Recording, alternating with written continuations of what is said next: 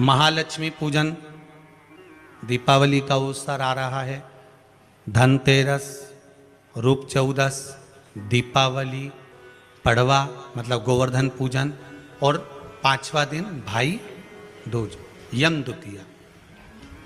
5 दिन तक लक्ष्मी महारानी आपके घर में रहेगी, आप उसकी आराधना करना। पहले भी कथा में कहा, माता लक्ष्मी को, नारायण को लक्ष्मी किसने दी है? भगवान शिव ने। लक्ष्मी जी तो भगवान शंकर के पास आ रही थी क्योंकि माता ख्याति इनको दे रही थी, पर माता ख्याति से शंकर भगवान ने कहा कि भगवान विष्णु को लक्ष्मी जी दीजिए। जो लक्ष्मी भगवान विष्णु को प्राप्त हो सकती है, क्या लक्ष्मी हमारे घर में नहीं आ सकती? 5 दिवस तक आप माता लक्ष्मी की आराधना करिए, उसको अपने घर में बुलाने का प्रयास करो। श्री शिवाय नमस्तुभ्यम। 5 दिन तक आप भी शंकर का अनुमोदन करो, श्री शिवाय नमस्तुभ्यम बोलो, लक्ष्मी की आराधना करो, घर में काम करते रहो, पपड़िया बनाओ, गुजिया बनाओ, जो बनाना है बनाओ, पर उस शंकर का अनुमोदन कर कर बनाओ और लक्ष्मी जी का अनुमोदन करते रहो, स्मरण करते रहो, जिससे माँ हमारे घर में विराजमान हो। आप लोगों से निवेदन रहेगा, सब दीपावली का पर्व बड़े धूमधाम से मनाना। दीपावली के पूजन का ज़्यादा बड़ा रूप में तो हम विस्तार वर्णन नहीं करेंगे। कमाई में भगवान से प्रार्थना करना कि धन आए तो अभिमान मत आने देना, अहंकार ना आए, बस इतना ध्यान रखना।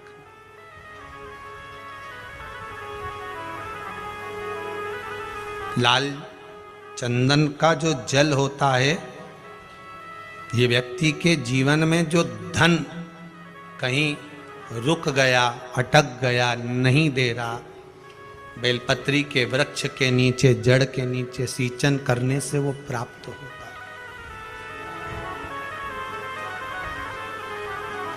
अथर्ववेद में छंदो ज्ञान उपनिषद में, दोनों में, अथर्ववेद में भी वर्णन है और महाराज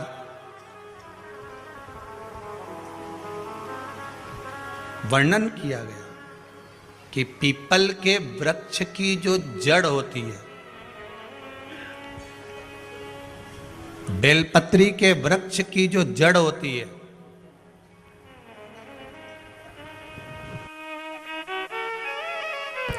और आंवले के वृक्ष की जो जड़ होती है, इसके नीचे स्वर्ग का निवास होता है। किसका निवास है? स्वर्ग का निवास।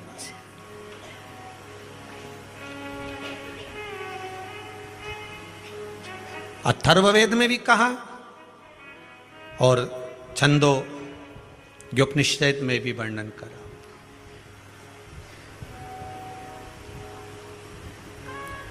एक पीपल, एक बेलपत्र, एक आंवला, इनके जो जड़ है, वो जड़ के नीचे स्वर्ग का निवास। ये जहां लगे,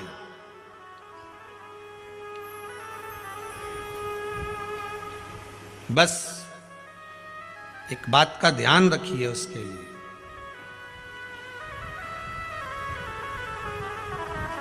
कि जहां पर ये वृक्ष होता है और उस वृक्ष के नीचे बैठकर हम जब किस जल का सींचन कर रहे हैं, जैसे अभी आपको कहा था कि जल में अगर लाल चंदन मिला हो और आप बेलपत्री के जड़ में सींचन कर रहे हैं तो लक्ष्मी की आवक बढ़ेगी।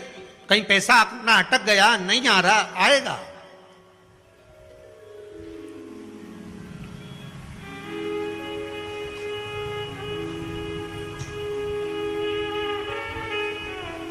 पीपल की जड़ में इत्र का जल, पीपल की जो जड़ होती है उसमें इत्र का पानी, थोड़ा सा जल, उसमें थोड़ा सा इत्र का भाग हो महाराज, और आप भगवान पीपल देव, पिपलेश्वर महादेव का स्मरण कर कर पीपल की जड़ में अगर जल चढ़ा रहे हैं और मान लो शरीर में कोई कष्ट हो गया है, शरीर में कोई रोग हो गया है, कोई मालूम पड़े ये हाथ 4 दिन से दुख रहा है, या 4 दिन से ये नस दब गई है, या ये कमर दब रही है, तो आप 2-4 दिन कर देखो। कलश के अंदर जल, जल में इत्र का थोड़ा सा भाग, पीपल की जड़ के नीचे आप उसका सींचन करिए पिपलेश्वर महादेव के नाम से। उस जल को थोड़ा सा भाग लेकर आ जाओ उसी में से जो चढ़ाया है, और उस स्थान पर जहां कष्ट है उसको लगाना प्रारंभ करिए। 2 दिन 3 दिन कर देखो। प्रैक्टिकल करने में क्या जाता है? सीवर वाला महाराज झूठ बोल रहा हो तो प्रैक्टिकल करने में क्या जाए, अपना करते रहो। जिन जिन ने प्रैक्टिकल करे उनका रिजल्ट यहां सामने है, जिन जिन ने करे। और अभी और पत्र दे गए पढ़ने के लिए, हो अभी कहीं का भजन आएगा जब देख लेंगे। करते रहो। तीसरा, महाराज आंवले के वृक्ष की जड़। आंवले के वृक्ष की जो जड़ होती है, इसके नीचे शिव महापुराण की कथा कहती है, विष्णु पुराण कहती है, स्कंद पुराण कहती है महाराज कि भगवान नारायण स्वयं इस जड़ के नीचे अपना विश्राम करते हैं महाराज। इस जड़ के नीचे प्रयास करो, एक चुटकी हल्दी, कितनी? मात्र एक चुटकी हल्दी, आंवले के वृक्ष के नीचे भगवान हरि हर महादेव, कौन से महादेव हैं? हरि हर महादेव के नाम से रखकर उस पर पूर्व मुख कर पूर्व की ओर मुख कर जल समर्पित करना प्रारंभ कर दीजिए। आप अगर प्रयास करेंगे शुक्रवार की शुक्रवार करें, या नवमी की नवमी करें, अष्टमी की अष्टमी करें, प्रदोष की प्रदोष कर लें, सोमवार की सोमवार कर लें, तो आंवले की जड़ के नीचे अगर हमने हल्दी रखकर जल का भाग समर्पित करा है पूर्वाभिमुख होकर, तो अगर व्यापार नहीं चल रहा है, 1 हफ्ता हो गया बैठे हुए हो, कोई ग्राहकी नहीं है, तो एक बार करो, दूसरी बार करने जाओगे तो आप अपने आप दौड़ कर जाओगे कि मेरा 1 हफ्ते से व्यापार अच्छा चल रहा है। आप दूसरी बार करोगे तो आपको ये ज्ञान उपदेश ये प्राप्त हो जाएगा, अपने आप रिजल्ट सामने आएगा कि हाँ, हमने आंवले के वृक्ष के नीचे हल्दी को समर्पित करा था, और उसको चढ़ाने के बाद हमने जो जल चढ़ाया है उसका फल हमको प्राप्त हुआ, उसका फल हमें मिला है। अगर कहीं अशांति का अनुभव होता है, मन को शांति नहीं रहती, बार बार ऐसा लगता है कि रोना आ रहा है, कुछ घर में अच्छा नहीं लग रहा, कहीं आंख फटक रही है, कहीं कोई पड़क रहा है, तो कभी ऐसा लगे, एक सफेद फूल पुष्प कुंदकेश्वर महादेव के नाम से अपने घर में से लेकर घुमाकर शिव जी को समर्पित कर आ जाओ।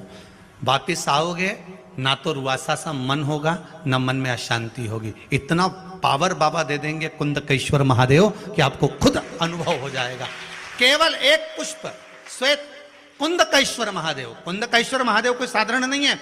जिस समय माता पार्वती ने विदल और उत्पल का संहार करा था तो कुंदुक भगवान के चरणों में जाकर लगा, उस कुंदुक के लगने से भगवान शंकर का नाम कुंदकेश्वर हो गया।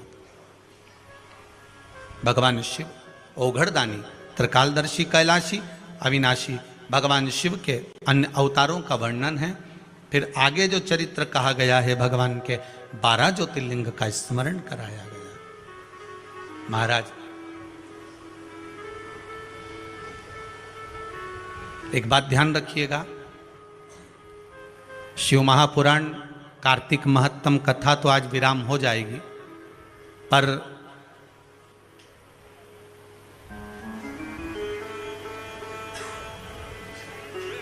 महालक्ष्मी पूजन, दीपावली का अवसर आ रहा है, धनतेरस, रूप चौदस, दीपावली, पड़वा मतलब गोवर्धन पूजन, और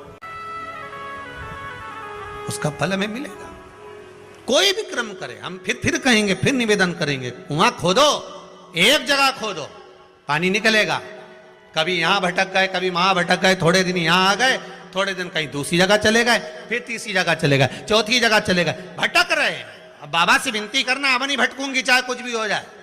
बहुत भटक ली, सारी दुनिया में जाकर घूमी आई, सबसे निवेदन कर कर आ गई, अब मेरे बस की नहीं बची, अब तो तेरा दरबार है और तेरा भजन है, इसके सिवाय कुछ नहीं करूं। श्री शिवाय नमस्तुभ्यं, श्री शिवाय नमस्तुभ्यं, श्री शिवाय नमस्तुभ्यं, श्री शिवाय नमस्तुभ्यं, इसके सिवाय कुछ नहीं करो।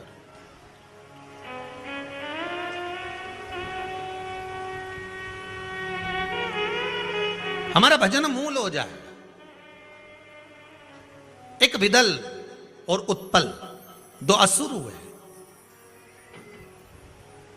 पार्वती मैया ने जो भजन करा था, स्मरण करा था, शिव मिले थे, उनकी भक्ति दृढ़ थी। विदल और उत्पल ने एक बार माता पार्वती जी को देखकर बड़े आनंद के साथ उनकी ओर लोभित हो गए, उनकी ओर आसक्त हो गए।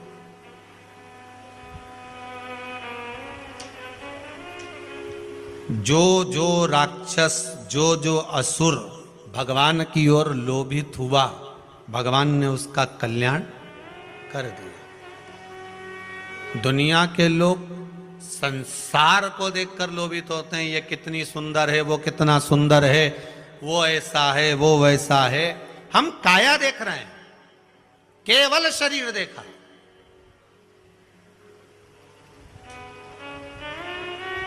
आधे से ज्यादा रिश्ते तो ये काया के चक्कर में गड़बड़ हो गए। लड़का अच्छा है साहब, लड़की बहुत बढ़िया है, दिखने में तो कई जोरदार। अब पहले का समय, आज का समय, पहले के जमाने में सूरत नहीं देखते थे, चरण देखते थे। आज के जमाने में चरण नहीं देखते, सूरत देखते। फिर वही वाली बात आ गई, किस कलर के कपड़े पहनूं कि भगवान मुझे मिल जाए। शिव महापुराण की कथा कहती है, कपड़ा बदलने से परमात्मा नहीं मिलता, कलेजा बदलने से भगवान तुम्हारे सामने आकर खड़ा हो जाता है। कलेजा बदलना, कपड़ा बदलते बदलते तो जिंदगी निकल जाएगी, भगवान नहीं मिलेगा। पूरी जिंदगी निकल गई। क्या हुआ कपड़ा बदलने से? वो रावण ने बदला था, क्या हुआ? कपड़ा बदलने से भगवान ने।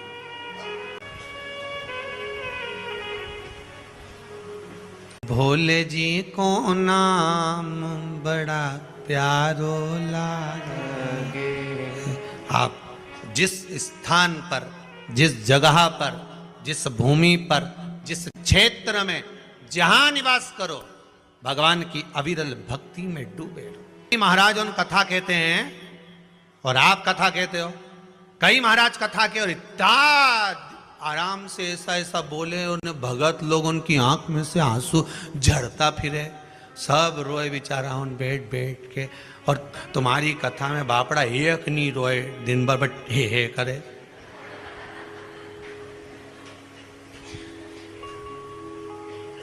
और तुम भी व्यासपीठ पे बैठ के बस हंसता रहो, ने ठिठोली करता रहो। है? तुम्हारी भी आंख मांख में आंसू नहीं आए, और बाकी का महाराजों तो कथा के नहीं बापड़ा सब झड़ता फिरे। 25 बार मुंडा साफ कर ले, 2-4 बार तो सपेट ले। अब तुम तो, तुम्हारी संपट नहीं पड़ेगी, तुम सब ठिठोली, सब हंसे और तुम भी हंसो। अरे भैया, पूरे ब्रज में घूम लेना, पूरे ब्रज में घूम लेना, और एक बार ब्रज में घूमने के बाद में नंदगांव जाना, गोकुल जाना। कौन कौन गया इधर हाथ? तो जम के हंसो। अब उस समय पे तुम्हें हंसी आती है, पर नहीं, पर तुम्हें हंसना पड़ता। बोलो सही है कि गलत है? क्यों हंसाते हैं नंदगांव में? क्यों हंसाते हैं गोकुल में? क्यों हंसाते हैं ठाकुर जी के सामने? क्योंकि वो ब्रजवासियों को